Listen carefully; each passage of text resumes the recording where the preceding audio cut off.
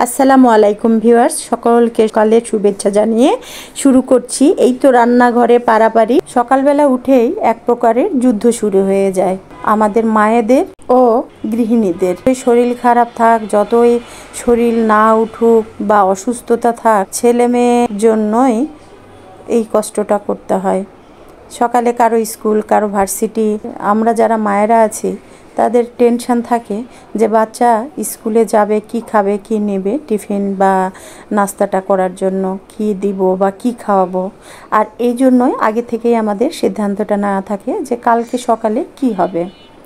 এই তো আলু কেটে নিলাম, বড় একটা সাইজের আলু।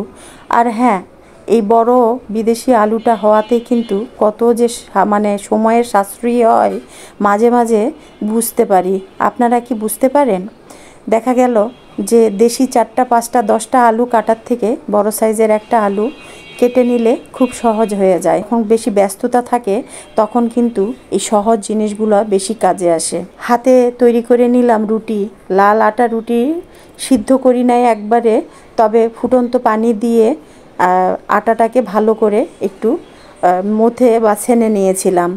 এতে করে রুটিটা নরম হয়। আর লাল আটার রুটিটা কিন্তু এমনি অনেকক্ষণ সফট থাকে। এইভাবে রুটিটা আমার ভালোই লাগে খেতে, এই জন্যই করা। ওদেরকে নাস্তা দিব। আর এই তো সকালবেলা উঠে চোখ মুছতে মুছতে চলে আসতে হয় রান্নাঘরে। 7:30টায় বাচ্চাদের স্কুল থাকে, ভার্সিটি থাকে, যার কারণে অনেক আগেই উঠতে হয়। আলুটা যখন কেটেছি, পানি বসিয়ে দিয়ে আটার খামির বানাবো, সেই পানিটা বসিয়ে দিয়েই এই তো কাঁচামরিচ, পেঁয়াজ আর ধনিয়া পাতাও কেটে নিয়েছি আলুটার সাথেই। আলু ভাজি বসে দিয়েছি আর এদিকে 2টা ডিমও ভেজে নেওয়ার রেডি করেছি সব কিছু। রুটিগুলো ভেজে নিচ্ছি। রুটিগুলো এই যে ফুটন্ত গরম পানি আর একটু লবণ দিয়ে আটাটা মেখে রেখে দিয়েছিলাম 10 মিনিট খানিক। এরই মাঝে এত সুন্দর একটা মানে কি বলবো, দেখতেই পাচ্ছেন প্রত্যেকটা রুটি ফুলে একবারে টুপির মতো হয়ে যাচ্ছে, বলের মতো গোল গোল হয়ে যাচ্ছে। সাথে চাও বানিয়ে নিব। আমার ঘরে আবার রুটি বা ভাজি যেই খাক, কিন্তু সাথে চা থাকতে হবে। চাটাও করে নিচ্ছি। কেউ হয়তো এখন খাবে আর ওদের বাবা ঘুম থেকে এখনও ওঠে নাই, তাই তারটা ফ্লাক্সে রেখে দিব, আমারটাও রেখে দিব। একটু ধীরে সুস্থে একটু আরাম আয়েসে নিঃশ্বাসটা নিয়ে ছেলে মেয়েদেরকে বিদায় দিয়ে এরপরে আমরা দুজন নাস্তা করে নেব। তো এই তো চা করে নিচ্ছি, মেয়ের জন্য 1 কাপ রেখে বাকিটা আমি ফ্লাক্সে ভরে নিচ্ছি।